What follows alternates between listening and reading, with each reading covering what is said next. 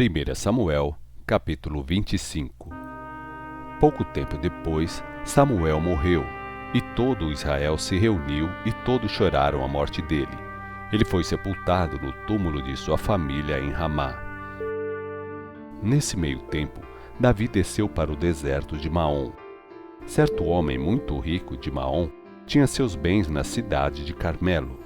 Ele possuía 1000 cabras e 3000 ovelhas, as quais estava tosqueando em Carmelo. O nome deste homem era Nabal, sua esposa, uma mulher muito linda e inteligente, chamava-se Abigail.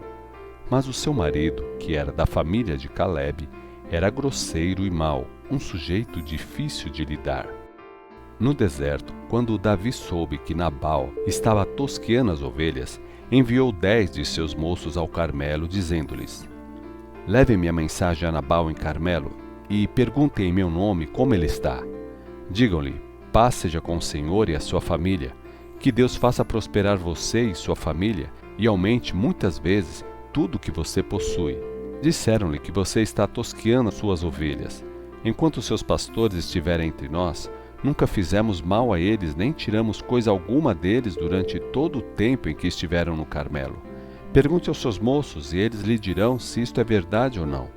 Agora enviei meus homens para pedir que você nos faça uma pequena contribuição, pois chegamos em uma época de festas. Por favor, dê a nós, os seus servos, e a seu filho Davi, qualquer coisa que tiver à mão." Os moços foram e deram o recado de Davi a Nabal e esperaram pela resposta. "Quem é esse tal de Davi?"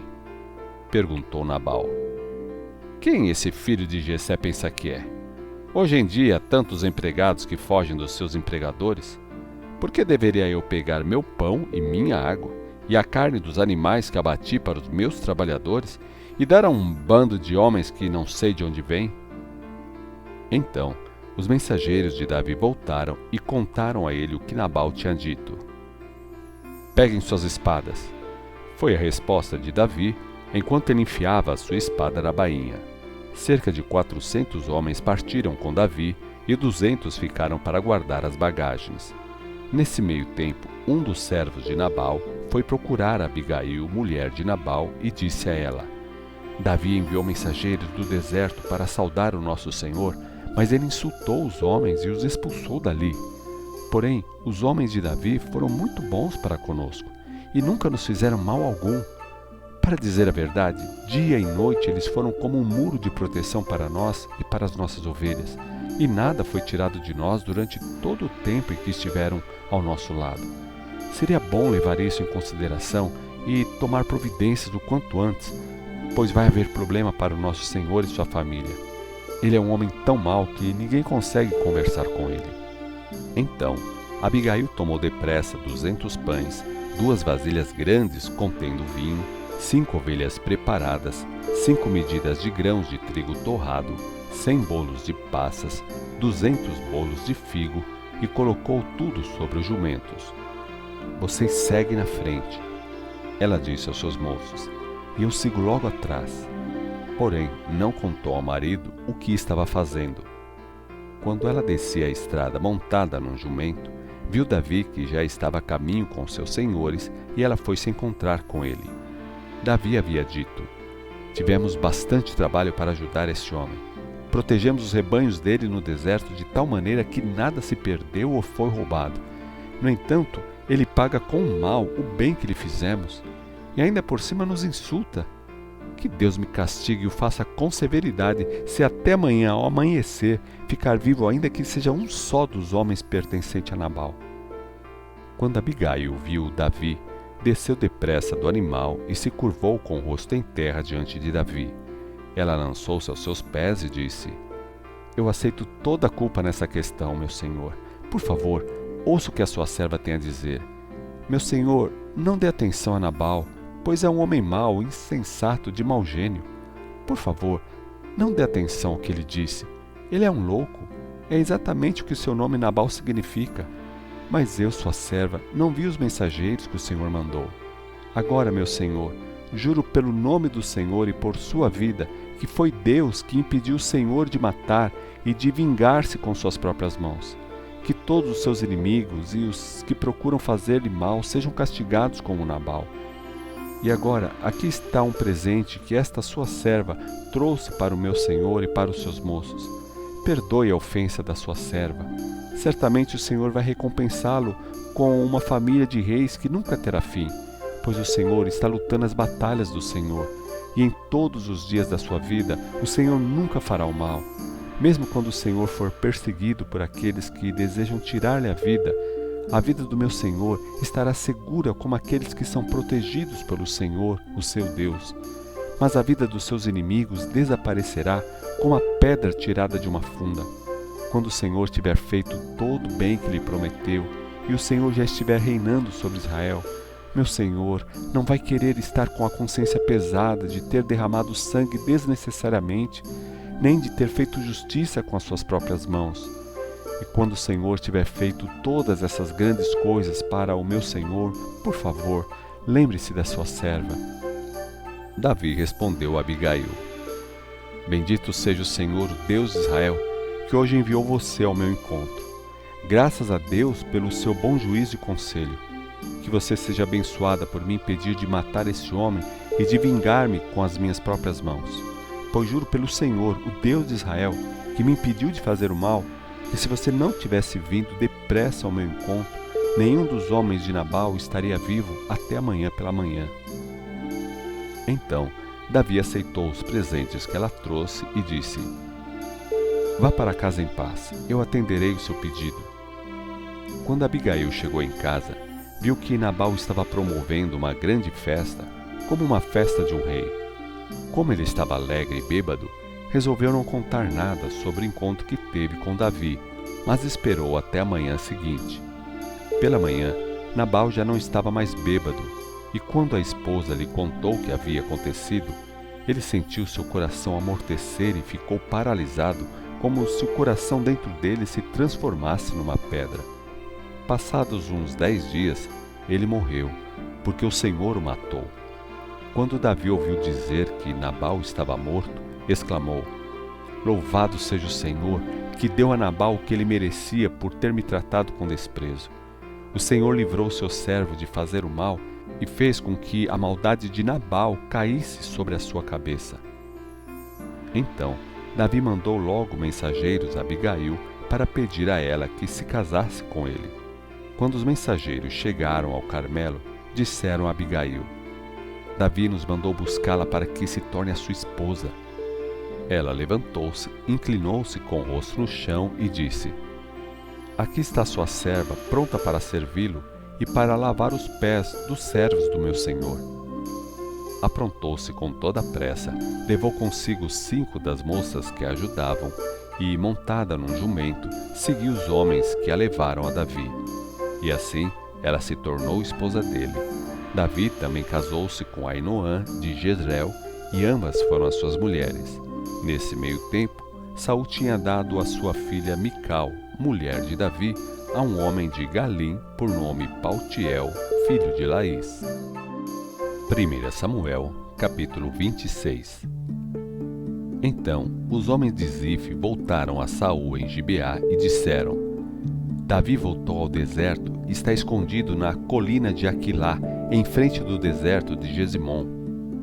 Diante disso, Saul levou 3.000 dos melhores soldados escolhidos de Israel e saiu em perseguição a Davi. Saul acampou junto à estrada na colina de Aquilá, em frente ao deserto de Gesimom, onde Davi estava se escondendo. Porém, Davi ouviu falar da chegada de Saul e enviou espias para saber se Saul havia de fato chegado.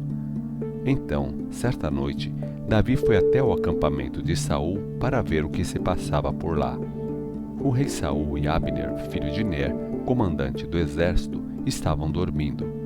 Saul estava deitado no acampamento e o seu exército estava acampado ao seu redor.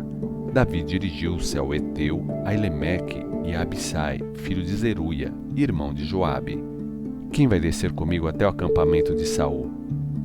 Eu desço com o senhor, respondeu Abissai. Assim, Davi e Abissai foram ao acampamento de Saul à noite e o encontraram dormindo, com a sua lança fincada no chão, junto à sua cabeça. Abner e os soldados dormiam à sua volta. Certamente desta vez Deus colocou seu inimigo nas suas mãos. Abissai cochichou para Davi: agora deixe-me ir atravessá-lo com aquela lança com um só golpe. Eu não preciso dar 2 golpes, um só basta. Contudo, Davi disse a Abissai: não mate, pois quem pode permanecer inocente depois de levantar a mão contra o ungido do Senhor? Tão certo como vive Deus, o Senhor mesmo o matará um dia. Ou ele morrerá na batalha, ou chegará a sua hora e ele morrerá. Que o Senhor não permita que eu mate o homem que ele escolheu para ser o rei. Vamos pegar a sua lança e o seu jarro de água e depois vamos sair daqui. Assim, Davi tomou a lança e o jarro de água que estava perto da cabeça de Saul, e eles saíram sem que ninguém os visse. Ninguém percebeu nada e ninguém acordou, porque o Senhor fez com que eles caíssem num sono profundo. Em seguida, Davi subiu a colina do lado oposto do acampamento até chegarem a uma distância que não oferecia perigo. Então Davi gritou para o povo e para Abner, filho de Ner: acorde, Abner! Você não vai responder? Quem é que está gritando para o rei? Perguntou Abner. Olha, Abner, você é um grande herói, não é mesmo? Davi zombou.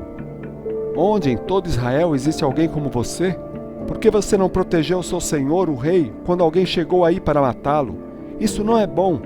Juro pelo Senhor que todos vocês deveriam morrer por sua falta de cuidado com o rei, o ungido do Senhor. Agora olhem, onde estão a lança e o jarro de água do rei que estavam à cabeceira dele? Saul reconheceu a voz de Davi e disse: é você, meu filho Davi? E Davi respondeu: sim, ó rei, meu senhor, sou eu. E acrescentou: por que o meu senhor está perseguindo esse seu servo? O que eu fiz? Qual é meu crime? Peço agora, ó rei, meu senhor, que ouça as palavras de seu servo. Se é o Senhor que incita o rei contra mim, então que ele aceite a minha oferta de cereais. Mas se isto é simplesmente o plano de homens, então que eles sejam amaldiçoados diante do Senhor. Pois o rei me expulsou de minha casa para que eu não tenha herança no Senhor, de maneira que não posso estar com o povo do Senhor, como se eu tivesse de adorar outros deuses. Devo eu morrer em terra estrangeira, longe da presença do Senhor? Qual a razão pelo qual o rei de Israel sai atrás de uma pulga e me persegue, como quem persegue uma perdiz nas montanhas? Então Saul confessou: pequei. Volte para casa, meu filho Davi, e não mais procurarei fazer mal a você, pois hoje você me salvou a vida. Tenho agido como um tolo e tenho cometido um grave erro. Aqui está a lança do rei, respondeu Davi. Deixe que um dos seus servos venha buscá-la. O Senhor recompensa a justiça e a fidelidade. Eu me recusei a levantar a mão contra o ungido do Senhor, mesmo quando o Senhor o entregou nas minhas mãos. Agora, que o Senhor salve a minha vida, assim como hoje salvei a sua, que Ele me livre de todas as minhas dificuldades. Então Saul disse a Davi: o Senhor abençoe você, meu filho Davi. Você praticará atos heróicos e será um grande conquistador. Então Davi foi-se embora e Saul voltou para a sua casa. 1 Samuel, capítulo 27. Mas Davi continuou a pensar consigo mesmo: um dia desses Saul vai me apanhar. É melhor eu me esconder na terra dos filisteus até que Saul desista de me perseguir por toda parte em Israel. Assim ficarei livre de perigo. Assim, Davi levou os seus 600 homens e foi até Gate, onde reinava Aquis, filho de Maoque. Davi e seus soldados se estabeleceram em Gate sob a proteção do rei Aquis. Cada homem levou a sua família, e Davi também levou as suas 2 esposas, Ainoã de Jezreel e Abigail de Carmelo, viúva de Nabal. Logo chegou a Saul a notícia de que Davi tinha fugido para Gate, de maneira que deixou de persegui-lo. Um dia, Davi disse a Aquis: meu senhor, se tudo está bem para vossa majestade, dê-me um lugar numa das cidades desta terra para que eu possa habitar ali. Por qual motivo o seu servo habitaria com o Senhor na cidade real? Então Aquis deu a ele a cidade de Ziclaque, que pertence aos reis de Judá até hoje. Davi viveu ali entre os filisteus durante 1 ano e 4 meses.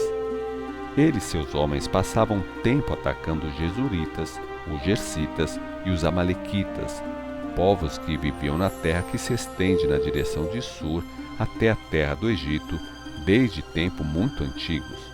Quando Davi atacava a região, ele não deixava nenhuma pessoa com vida, nem homens, nem mulheres, e tomava as ovelhas, os bois, os jumentos, os camelos e as roupas. Ele voltava e vinha para Aquis. Quando Aquis perguntava: "Onde você fez o seu ataque hoje?", Davi respondia: "Meu ataque hoje foi contra o sul de Judá, ou contra o povo de Jeramel, ou contra os queneus." Davi não deixava ninguém com vida, tanto homens como mulheres, para que não fossem levados para Gate, pois pensava: "Eles poderão denunciar-me." Isso aconteceu repetidas vezes enquanto ele viveu entre os filisteus. Aquis confiava em Davi e pensava: "O povo de Israel deve odiá-lo muito. Ele terá de ficar aqui e me servir para sempre."